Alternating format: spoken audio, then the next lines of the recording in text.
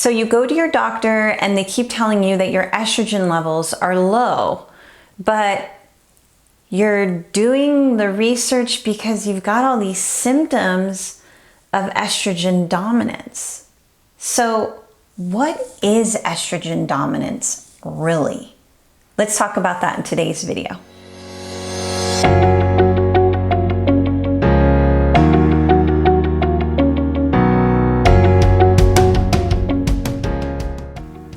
Hi everyone, I am Mara Salerno, Functional Diagnostic Nutrition Practitioner of ReclaimOptimalHealth.com, where I help couples just like you resolve their infertility and get back to creating those families you so deeply desire. And before we start, please click on that subscribe link button down below so you get notifications every week when I post these videos every Friday. And please like and share the video with others that you think may benefit from it. And I also invite you to join me on Instagram, where I'm on daily posting valuable functional fertility content just for you. And please utilize me, chat with me there on Instagram, ask me questions. I love to hear your stories, want to know how you're doing. I care about you, I care about your process. So please reach out to me. I am a resource for you. Okay. So what is estrogen dominance really? Because let's say you're going to your doctor, right? And they keep telling you you have really low estrogen levels, but everything that's kind of going on with your infertility process and your symptoms from the research you've done seems to be reflecting estrogen dominance. And you're just super confused, right? Which is normal. You should be super confused because a lot of it just doesn't make sense to everyone. So hormone dysfunction, especially estrogen dominance, is really at the core of most women's reproductive health issues and infertility. Now, there are many reasons for estrogen dominance, but I'm just going to go over some of the kind of core ones that I see a lot of and reasons for estrogen dominance, okay? So the first one is just, that estrogen dominance isn't always looked at proportionately to progesterone, okay? So what will happen is doctors will look at your lab test results and they'll say, oh, they're low in estrogen. Oh, they're low in progesterone. And they won't actually look at the two kind of side by side. And that's what really matters. First of all, knowing that your ranges are compared to healthy people versus unhealthy people, which I talk about all the time. If you haven't seen my videos on that, please go check them out. I talk about that in a whole slew of them. But just comparing estrogen to progesterone is really important, because if your estrogen levels are much higher proportionately than your progesterone levels, then you're totally gonna have a difficult time with fertility, with conceiving, with holding a baby in your body, right? So we know that we need estrogen for egg maturation or development, right? But we also need progesterone for implantation.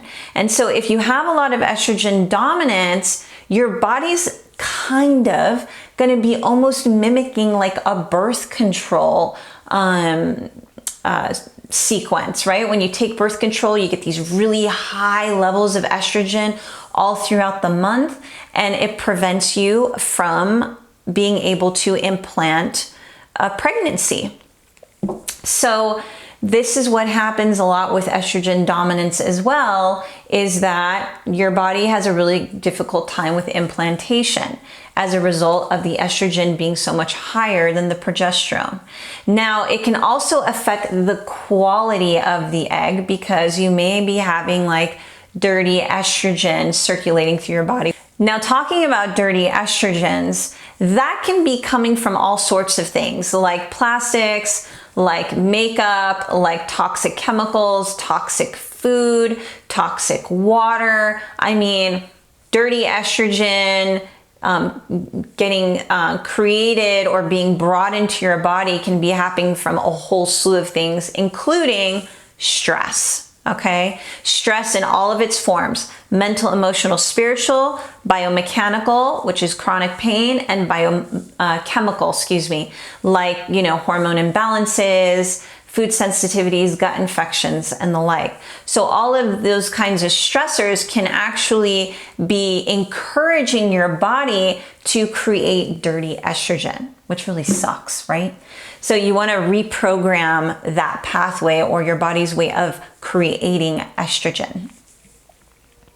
Now, these dirty estrogens are really responsible for most of what goes on with your reproductive health issues, like, for example, uterine cancer, fibroids, cysts, endometriosis, even PCOS, PMS symptoms, tender breasts, mood swings, weight gain. All of that happens from estrogen dominance, okay? Now, what happens with these dirty estrogens is 9 times out of 10, your gut is probably also compromised, because when you have so much estrogen circulating through your body, we do poop out some of our hormones, our excess hormones. And if you have too much estrogen, your gut and your liver cannot handle the burden.